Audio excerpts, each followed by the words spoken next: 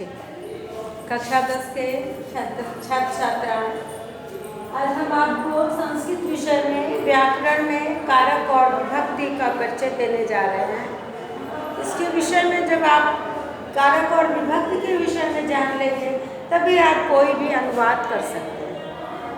हिंदी को संस्कृत में बदलने के लिए कारक चिन्ह और कारक विभक्ति जानना बहुत ही आवश्यक है। इसलिए आज हम कारक और विभक्ति का परिचय देते हैं। इसमें है साक्षात क्रिया निमित्तम कारकत्वम, यह कारक की परिभाषा है कि जिसका क्रिया के साथ सीधा संबंध होता है उसे कारक कहते हैं। यहाँ पर कारक की विभक्ति और कारक चिन्हों के बारे में बताया जा रहा है। कुछ चिन्ह हैं जिनको के अनुसार हम चिन्ह को लगाकर भी अनुवाद करते हैं।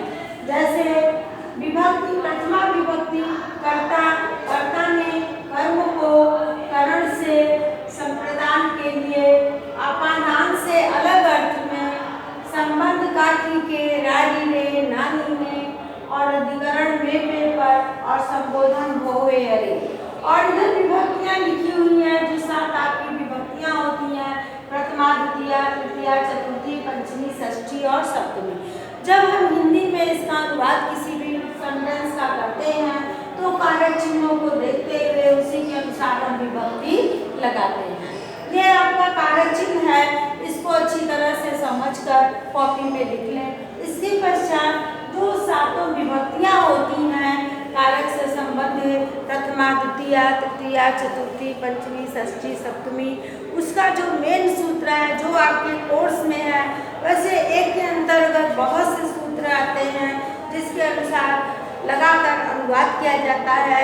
लेकिन आपके कक्षा 10 में जितना आपके कोर्स में है उतना ही कारक आपको बताया जाएगा। तो इन चिन्हों को जान लीजिए। कर्ता ने कर्म को, कर्ता ने यानी प्रथमा लगेगा जहाँ ने चिन्ह रहेगा, को चिन्ह जहाँ रहेगा वहाँ आप द्वितीया लगाएंगे, से चिन्ह रहेगा, करण से किसी के माध्यम से कोई कार्य किया जाता है वहाँ पर करण कारक होता है, अभी आपको बताया जाएगा। और चतुर्थी संप्रदान के लिए, और आपादान कहीं से कोई वस्तु अलग होती है तो वहाँ पंचमी विभक्ति लगती है। इसी प्रकार संबंध में षष्ठी विभक्ति लगती है। और में पे पर यानी जो चिन्ह होता है, जैसे वृक्ष पर, कुएं में आदमी गिर गया, तो इस तरह से जो चिन्ह होते हैं उन चिन्ह के अनुसार हम विभक्तियों का प्रयोग करते हैं। आगे आप देखेंगे तो पहला है सूत्र आपके कोर्स में, पहला है कर्ता कारक प्रथमा विभक्ति जिसका सूत्र है स्वतंत्र कर्ता। पहला है कर्ता कारक, पहला है कर्ता कारक जिसका सूत्र है स्वतंत्र कर्ता। स्वतंत्र कर्ता यानी कर्ता यहाँ स्वतंत्र होता है। जिस भी क्रिया को स्वतंत्रता पूर्वक करने वाले को कर्ता कहते हैं।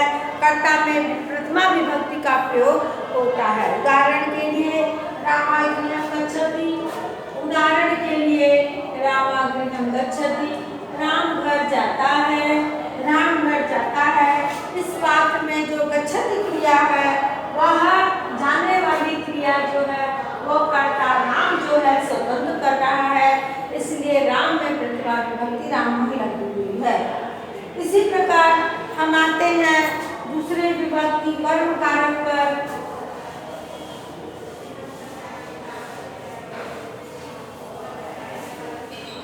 कर्म कारक पर आते हैं जिसका कर्म कारक, इसका सूत्र है कर्तुर ईप्सित तमम कर्म। कर्तुर ईप्सित तमम कर्म यानी द्वितीया विभक्ति। जहाँ कर्म होता है वहाँ द्वितीया विभक्ति होती है। जिस शब्द पर क्रिया के व्यापार का फल पड़ता है उसे कर्म कारक कहते हैं। जैसे अहम रामम पश्यामि, मैं राम को देखता हूँ। जैसे अहम रामम पश्यामि, मैं राम को देखता हूँ। यहाँ किसको देखा जा रहा है? मैं राम को देखा जा रहा है। इस वाक्य में व्यापार वाक्य में देखने का व्यापार का फल जो है राम पर पड़ रहा है, अतः रामम में कर्म कारक। राम ग्रंथम पठति, राम क्या पढ़ रहा है? राम ग्रंथम पठति, राम क्या पढ़ रहा है? क्या अर्थ लगाने पर आपको कर्म कारक निकल जाएगा? जैसे राम जो है क्या पढ़ रहा है? ग्रंथ पढ़ रहा है, इसलिए ग्रंथम यानी द्वितीय विभक्ति का प्रयोग किया गया है। तो कर्म कारक में हम हमेशा द्वितीय विभक्ति का प्रयोग करते हैं। राम में राम जो करता है उसमें प्रथमा विभक्ति का प्रयोग करते हैं, और कर्म कारक कर्म में द्वितीय विभक्ति का प्रयोग करते हैं। इसी तरह जब अनुवाद आएगा तो आप कर लेंगे, जैसे राम ग्रंथम पठति, राम ग्रंथ पढ़ता है। राम क्या पढ़ता है? ग्रंथ पढ़ता है, इसलिए ग्रंथ जो है वह कर्म है, पठति क्रिया है और राम करता है। कर्ता में प्रथमा है, कर्म में द्वितीया है, और कर्ता के अनुसार क्रिया का प्रयोग किया जाता है। यहाँ राम है, इसलिए प्रथम पुरुष एक वचन का है, इसलिए यहाँ पठति भी प्रथम पुरुष एक वचन की क्रिया का प्रयोग किया गया। कहने का तात्पर्य यह है कि कर्ता के अनुसार क्रिया का प्रयोग होगा और जो कर्म कारक होगा वह द्वितीय विभक्ति में होगा। तीसरा सूत्र आपका है करण कारक है।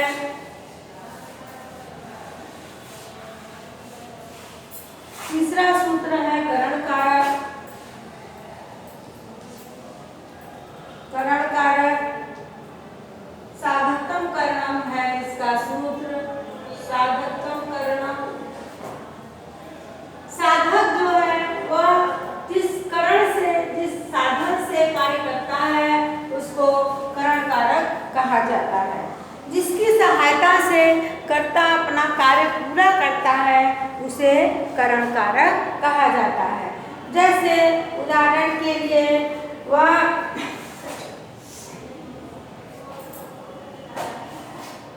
राम कलम से पत्र लिखता है। राम कलम से पत्र लिखता है।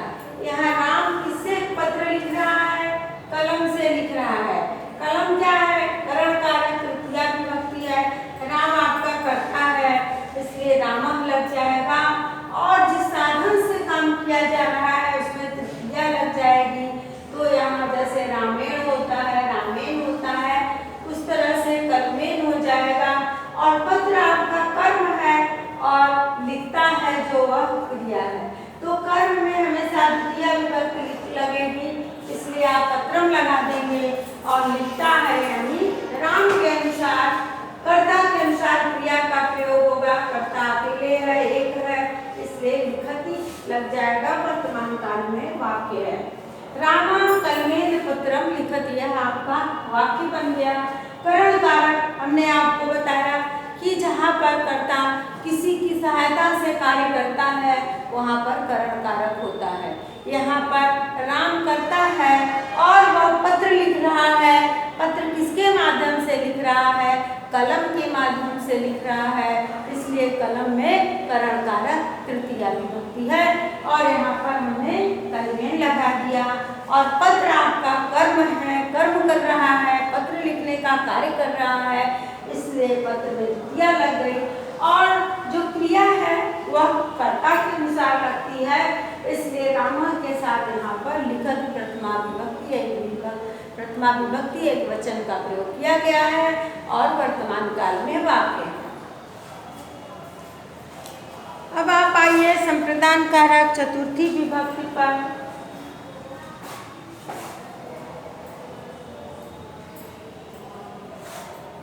संप्रदान कारक चतुर्थी विभक्ति। चतुर्थी विभक्ति का नियम यह है, संप्रदान कारक चतुर्थी विभक्ति जिसको कोई वस्तु दी जाती है वह संप्रदान कारक होता है। जिसको कोई वस्तु दी जाती है वह संप्रदान कारक होता है। सूत्र है कर्मणा यम अभिप्रयति संप्रदान। कर्मणा यम अभिप्रैति सह संप्रदानम। यह आपका सूत्र है। कर्मणा एवं अभिप्रैति सह संप्रदानम। जिसको कोई वस्तु दी जाती है वह संप्रदान कारक होता है और संप्रदान कारक में चतुर्थी विभक्ति होती है। इसका चिन्ह क्या है? के लिए है। इसलिए राजा ब्राह्मण को गाय देता है तो राजा किसको गाय दे रहा है? ब्राह्मण को। तो विप्राय हो जाएगा, विप्राय हो जाएगा धनम ददाति, धन देता है, विप्राय धनम ददाति। राजा विप्राय धनम ददाति। यहाँ पर कोई वस्तु किसी को दी जाती है, जिसको जो वस्तु दी जाती है उसी में चतुर्थी विभक्ति लगाई जाती है। यहाँ पर राजा जो है धन दे रहा है, किसको दे रहा है? ब्राह्मण को दे रहा है, इसलिए विप्राय में आपका चतुर्थी विभक्ति लगाई गई है। इसी तरह ध्रुवम अपाय अपादानम, पांचवा सूत्र है पंचमी विभक्ति।